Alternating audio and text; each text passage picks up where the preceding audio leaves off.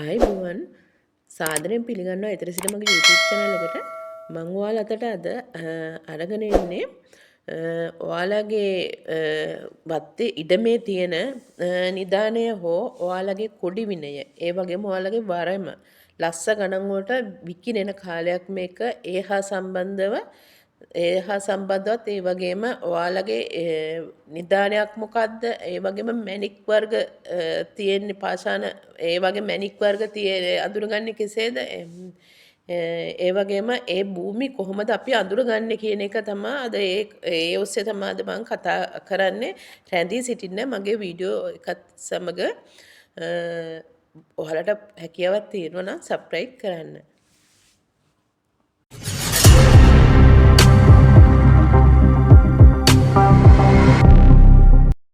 අපි ගැන ගත්තොත් එහෙම අපිට කාලෙන් කාලට යම්කිසි පාප කර්ම වගේම ඒ අපල වලට හැරිලා එන දේවල් නිසා අපි මොන හරි ප්‍රශ්න අපි හැමෝටම ඇති වෙනවා. එහෙම වුණාම අපි හිතනවා හරි කවුරු හරි කොඩි විනයක් කරලා මොන හරි මේ ඥාති කෙනෙක් ඇවිල්ලා වරමකට ඇවිල්ලා එක්ක මොන හරි මේ වත් ඉඩමේ දෙයක් තියෙනවා එහෙම කියලා තමයි අපි සාමාන්‍ය දේවාලයක් හොයාගෙන හරි කපු නෝන කෙනෙක් කපු මහත්තයෙක් හොයාගෙන යන්නේ. එහෙම වුණාම ගොඩාක් බොහෝ දුරට එයාලා දන්නවා ෆාමසියකට එන්නේ නැහනේ බේත් ගන්න වගේ එන්නේ නැහනේ. එයාලා දන්නවා මේ එයාලා ගාවට ආවේ මොනවා හරිම ප්‍රශ්නයක් තියෙන නිසා තමයි කියලා. එතකොට එයාලට එයාලගේ ඥාතියට පේනවා ඔයාගේ පිටිපස්සෙන් කවුරු හරි ඉන්නවා කියලා ඥාති බලවේගයක් ඉන්නවා මොනවා හරි මේ එක්ක හුනියමකට කොඩි විනයකට ආපු ඒ වගේම ඔයාලගේ භූමියට නිකන් එහා මෙහා ගිය බලවේග එනවා ඔය උයන කෑමෝට ආසාවෙන් ඔය හවසට එහෙම බදිනකට කරනකොට ඒ අහලින් පහලින් යනකොට ඒ අය ඔයාලගේ ගෙදරට ගොඩාක් දුරට එනවා ඒවා බොරු නෙවෙයි ඒවා ඇත්ත ඔයාලා දන්නේ නැතුණාට මේ අපි හරහා ඉන්නවා බලවේග අපේ ගෙවල් ගත්තොත් එම 7-800ක් ඉන්නවා එක ගෙදරක මොකද ඒ මැරලා ගියපු අය එතකොට අහලින් පහලින් යන අය අඳුරන අය නෑ ඔය කෑම බීම වලට යම්කිසි අපිට හරිය අපිට අකප දේවල් කරනකොට ඒ වගේ දේවල් වලට කැමැති බලවේග ඇදිලා ගෙවල් වලට එනවා. ඔයාලා එතකොට එයාලා දන්නවා හොඳට මේ කපුකම් මේ දේවාල හා සම්බන්ධ වැඩ කරන අය ගොඩාක් දුරට මේ දේවල් දන්නා හරි ආවේ මොනවා හරි ප්‍රශ්නයක් තියෙන නිසා තමයි මේ ආවේ කියලා.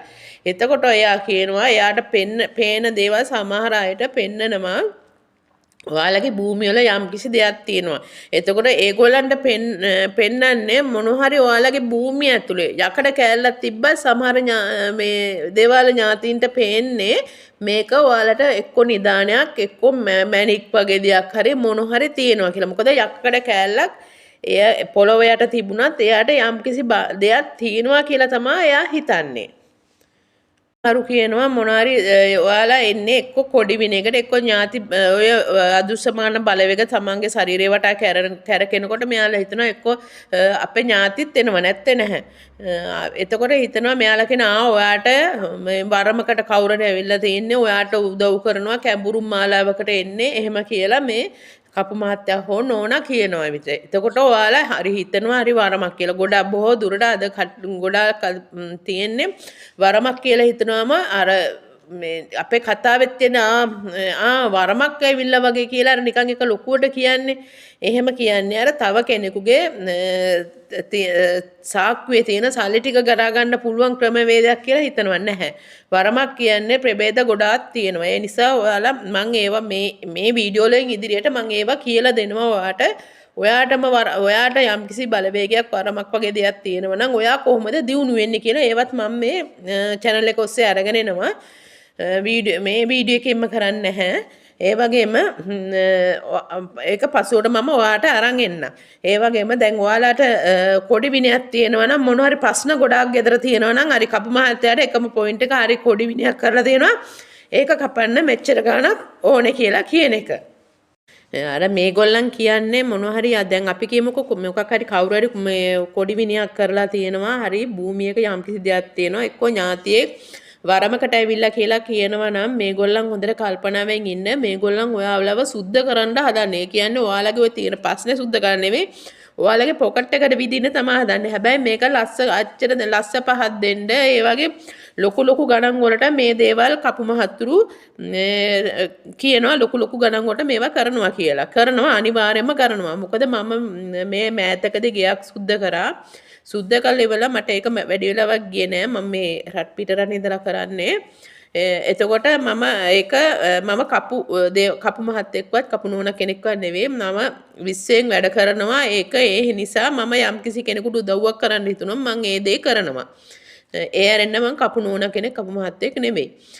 එතකොට එයා කියනවා මේක සුද්ධ කළ ඉවරනට පස්සේ මට කියනවා මේකට ඉල්ලුවා ලස්ස 5මාරක් ඉල්ලුවා මේ දේ ඉවත් කරන්න කියලා. හැබැයි මම එහෙම මට පොඩි සතුටක් එක දැවුණා. ඒ වගේම දුකකුත් දැවුණා. අපේ මිනිස්සු කොතනද ඉන්නේ කියලා. අපේ මිනිස්සු ගොඩාක් දුරට තමන්ගේ අර යම්කිසි බඩුවක් ගෙන ආපුවම ගෙදර මේ අහවල් අල්ලපු ගෙවල් වලට කියනවා යාළුවන්ට කියනවා මෙච්චරයි කියලා ඒ බඩුවේ ගාන කියනවා වගේ තමයි කවුරු හරි කොඩි විනයක් හරි මොනවා හරි කරලා තිබ්බොත් ඒක සුද්ධ කරන්න ලස්ස ගාණක් ගිහලා තමයි අපි මේ කොඩි විනේ සුද්ධ කරේ කියලා ඒක සමහරු ලොකු කමටාර දේවල් කියනවා.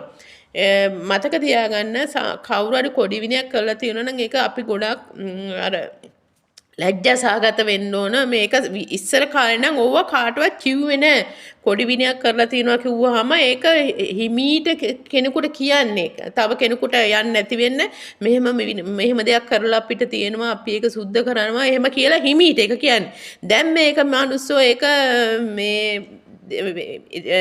මොඩල් එකක් විදියට අපේ දිහාට කොඩි විනයක් කරලා තිනවා ලස්ස ගානක් දීලා කපලා තමයි මගේ දුව රට ගියේ මම තව ලස්ස ගානක් ඉල්ලුවා තියෙන දේවල් කපන්න ඒ වගේ කියනවා.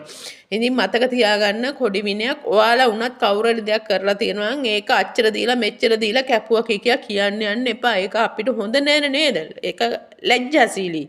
ඒ නිසා මතක තියාගන්න දැන් ගොඩාක් දුරට මේ විශ්වයෙන් වැඩ කරන අය පින්තකා මේ දේවල් කරනවා ලොකු සල්ලියක් යන්නේ නෑ. අහුවෙන්න එපා.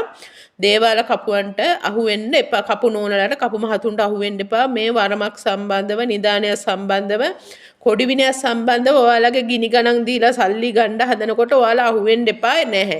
ඒක දැන් බොහෝ දුරට මේ බලන්න ඔය ඉන්ටර්නෙට් එකේම තියෙනවා ඔයාලට ඒක පින්තකා කරලා දෙනවා කියලා. මම ඒක දැනුවත් කරන්නත් එකන් තමයි මේ ගොඩාක් දුරට මේ වීඩියෝ එක කරන්නේ. මොකද අපේ ලංකාවේ මේ වැටලා තියෙන තත්ත්වෙත් එක්ක මිනිස්සු හරියට අසරණ වෙනවා මේ සම්බන්ධව. මොකද අදුෂ්‍යමාන ඉස්සර වගේ නෙමෙයි අදුෂ්‍යමාන බලවේග දැන් හරියට තියෙනවා හැම ගෙදරකම 7-800ක් හැම ඉඩමකම හැම ගෙදරකම හැම තැනකම පාරක ගියත් ඔය හන්දි ගාන හිටියත් හැම තැනම ඉන්නවා මේගොල්ලන් ටක් ගාලා එල්ලිලා එනවා. මොකද අඳුරන කෙනෙක් ගියත් ඒ වගේම කෑම බීම වලට කොඩි වින වලට මොන හරි ඔයාලා පාර දිගේ කකා එනවනේ. ඔය සමහරු හිතන්නේ කොත්තු එහෙම අරගෙන එනකොට ටක් ගාලා ඒ පිටිපස්සෙන් එනවා ගෙදරට. ඒ වගේ දේවල් තමයි වෙන්නේ. යමුකෝ ඔයාලගේ කොහොමද ඔය කපු මහත්තයා කපු නෝනහව කියන්නේ මේ ඔයාලගේ ඉඩමේ යම්කිසි දෙයක් තියෙනවා කියලා. සමහර ඉඩම් වල ඔය ඉස්සර කාලේ ඔය යකඩ කෑලි එහෙම යට වෙලා තියෙනවා. නැත්තේ නැහැ. දේවාල තිබ්බ තැන් වල ඔය නිදන් තැම්පත් කරපු තැන් වල ඒක භූමියට ඔය ගම් වතුර ඔය වැස් අත යට වෙලා පොළවට යට වෙච්ච තැන් තියෙනවා. නැත්තේ නැහැ. පොළව යට තියෙනවා. සමහර තැන් වල තියෙනවා ඔය විශේෂිත වූ ඉස්සර කාලේ රජවරු නම් තියන්නේ වුණා දැන් අර කෙනෙකුට ගන්න පුළුවන් විදියට ඒ වගේ දැන් සාමාන්‍ය ගල් තලාවක යම් කිසි ස්ථානයක ඒ වගේ ස්ථානගත කරලා තමයි තියන්නේ ඉස්සර රජවරු. සාමාන්‍ය දැන් ඔය ඉස්සර අපේ යුද්ධ කාලයක් ආවනේ ඒම අහවාම අර බයට පස්සේ ඇවිල්ලා ගන්නම් කියලා එයාලා වලල්ලා දාලා යනවා. එතකොට ඒක එයාට ඇවිල්ලා ගන්න බෑ. මොකද එයා සමහර වෙලාවට ජීවිතෙන් සමුගන්න ඉඩ තියෙනවා. ඉස්සර යුද්ධ කාලෙදී ඒව දේවල් වුණා. එහෙම වුණාම තමයි ඔය පොළවල් යට නිදන් තියෙන්නේ. ඒ ඇරෙන්න මේ රජවරු නිදන් තැම්පත් කළ නැහැ පොළොව යට. ඒක හොඳට මතක තියාගන්න. යම්කිසි දෙයකට යම් කිසි උවමනාවකට රජයට හෝ කාට හරි ගමක් දියුණු කරන්න හරි රජයට හරි මේක ගන්න ඕන නම් පන්සලක් දියුණු කරන්න හරි මොන හරි දෙයකට ඕන නම් එයාලා මේක අර අපි බැංකුවක තියනවා වගේ සුරක්ෂිත තැනක තමයි මේ වගේ දේවල් තැන්පත් කරන්නේ. ඒවා අපිට බුද්ධිමත් අය තැන්පත් කරා කියලා හිතා ගන්න පුළුවන්.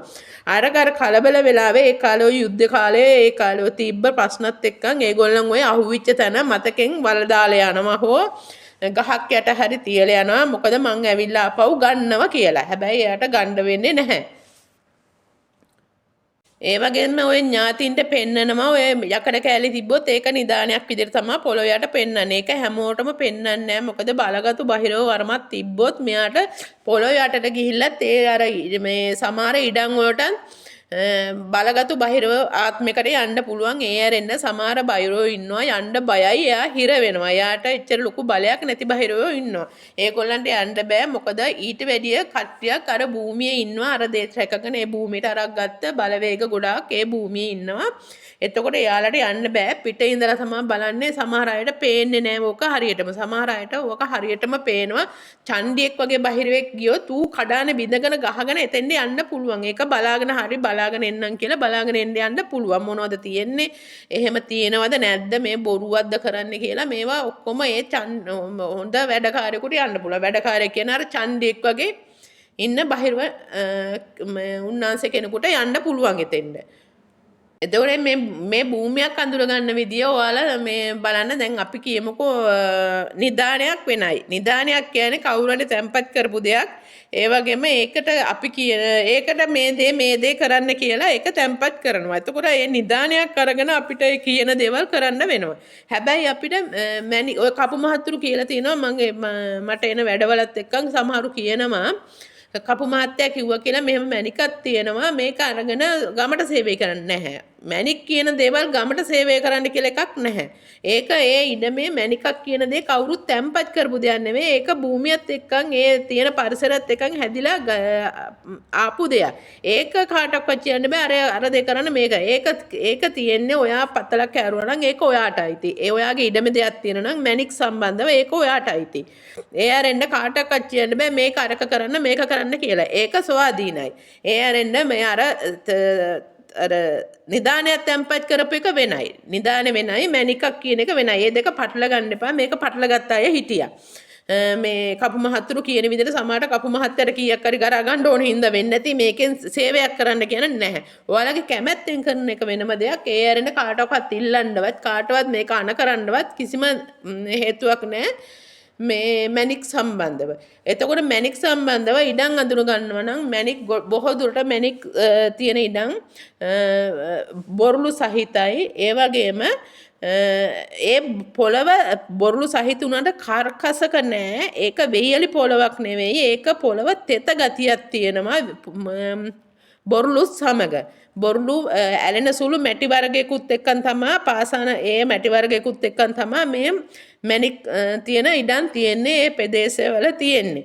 ඒ ඇරෙන්න මේ ගොඩාක් වියලි භූමිවල මේ මැණික් කියන දේ තියෙන්නේ නැහැ. මොකද මැණික් වලට වතුර ඕනේ නැත්තම් මේ මැණික් මැරෙනවා. මැණික් මැරෙන જાතිය. මැණික් ජීවත් කරනනම් තෙත වතුර වගේ තෙත ගතියක් ඒ පොළවේ තියෙන්න ඕනේ. එහෙම පොළවල් වල තමයි මැණික් තියෙන්නේ. හොඳට මේක දැනුවත් වෙන්න ඔයාගේ ඉඩම මොන විදිහ එකක්ද කියලා. එතකොට ඔය සමහර වැලි පස් වගේ තියෙන නම් ඒ සමහර වෙලාවට ඔයාලට ඔය ගසා උඩ ඔය නායම් වගේ ඒ වගේ වලින් ගසාගෙන ඇවිල්ලා වැලිතෙන් ගසාගෙන ඇවිල්ලා පොළවට ගිලා බහැලා එහෙම තිබ්බොත් ඇරෙන්න මේ වැලි පොළවේ ගොඩාක් දුරට වැලි පස් පොළවේ මැණික් තියෙන එක අඩුයි. මොකද ගොඩාක් දුරට තියෙන්නේ බොරුණු පසත් එක්කන් තෙත මැටි සහිත ප්‍රදේශවල තමයි බොහෝ දුරට මැණික් තියෙන්නේ. ඒ ඇරෙන්න වියලි කලාපේ මැණික් තිබ්බොත් ඒ මැණික බොහෝ දුරට වර හාරන්න ගියත් මං හිතන්නේ 100%ක් වලට වැඩක් වෙයි කියලා. මොකද වියලි කලාපවල මැණික් මැරෙන්න ඉඩ තියෙනවා. නිදන් තියෙන පළාත් තියෙන්නේ ගොඩාක් දුරට මේ අනුරාධපුර පොළොන්නරුව යාපහුව ඒ වගේ පළාත්වල බහුලව නිදන් තියෙනවා. මොකද ඒ කාලේ රජවරු යුද්ධ කාලේ තිබ්බා රජවරු තිබේ. ඒ වගේ දුප්පත් පළාත්වල ඒ කියන්නේ ගම්බත් දුප්පත් පළාතවල යාපහුව ඒ වගේ පළාත්වල තියෙනවා. දුප්පත් පළාත් දියුණු කරන්න ඒ වගේම විහෙර විහාර වැඩිපුර තියෙන පළාත්වල වැව් අමුණු වැඩිපුර තියෙන පළාත්වල මේ නිදන් කියන දේ තැන්පත් කරලා තියෙනවා. හැබැයි මේ ගණ්ඩ කියනව නෙමෙයි මම කියන්නේ. මම ඔයාලව දැනුවත් කරන්නයි මේ කියන්නේ. බොහෝ දුරට නිදන් තියෙන්නේ එහෙමයි. හරි ඔයාලට මේ මම මේ විස්තර ටික ගෙනාවේ ඔයාලට මේ නිදන් හාරන්නවත් මැණික් හාරන්නවත් කියලා මේ උත්තේජනයක් දුන්නා නෙවෙයි. ඔයාලට මේ මගෙන් අහන ප්‍රශ්න වලට මම ඔයාලව දැනුවත් කරා මේ විදියයි මේ විදියයි කියලා මම ඔයාලව දැනුවත් කරා මිසක නිදන් හාරන්න කියනව නෙවෙයි. මේ අහලා තියෙන මගෙන් අහන ප්‍රශ්න වලට තමයි මම මේ පිළිතුරු සපයගෙනම යන්නේ.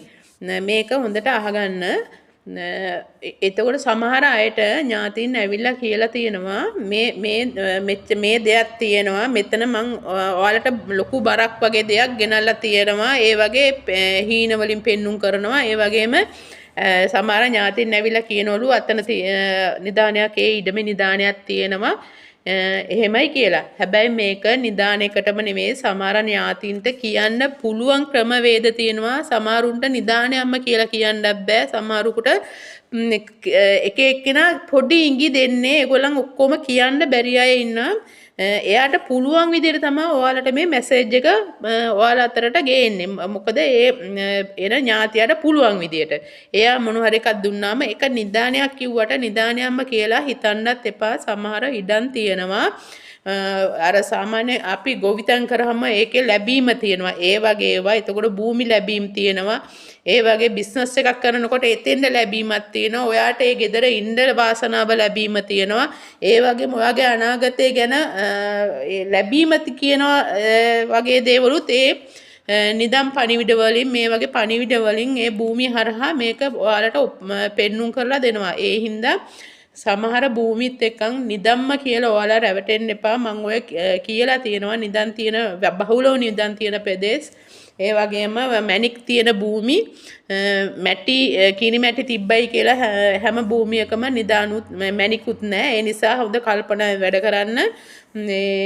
ඉතින් ඔයාලට මම මේ විස්තර ටික අරන් ආවේ මට එන පණිවිඩත් ඒ වගේම මට එන ප්‍රශ්නත් ඔයාලා අතරින් එන ප්‍රශ්නත් ඒ ප්‍රශ්න සියලු දේටම තමයි ඔයාලා අතරේ ඔයාලට යම්කිසි ගැටලු එහෙම තියෙනවා නම් ඔයාලගේ හිත හදාගන්න ඒ වගේ දේවල් තියෙනවා නම් ඕන වෙලාවක මට කමෙන්ට් කරන්න කතා කරන්න. ඔයාලගේ හැම ප්‍රශ්නයකදීම හැම වෙලාවකම ඔයාලත් එක්කන් ඉන්නවා. මොකද අපි සාමාන්‍ය කවුරු හරි කෙනෙක් හම්බෙන් ඩොක්ටර් කෙනෙක් කවුන්සිලින් කරන්න ගියත් එයාටත් අපි ගාණක් ගෙවලා යන්න ඕන. ඒ ඇරෙන්න ඔයාලගේ සාමාන්‍ය හැමෝටම ඔයාලගේ ප්‍රශ්න පිළිතුරු කියන්න එපා. මට වුණත් හැමදේම කියන්න එපා. ඔයාලගේ අදාළ දේ විතරක් ඕනම කෙනෙකුට කියන්න පුරුදු වෙන්න.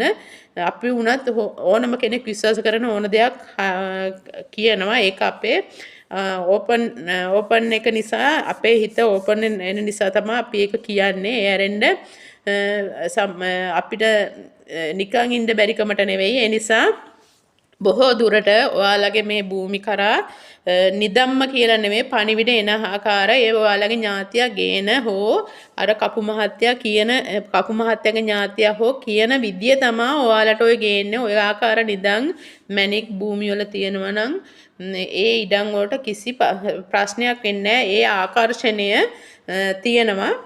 එතකොට අර ඒක ගන්න ගියොත් තමයි අපිට ප්‍රශ්න ගොඩාක් දුරට ප්‍රශ්න ගැටලු වලට මුහුණ දෙන්න වෙන්නේ.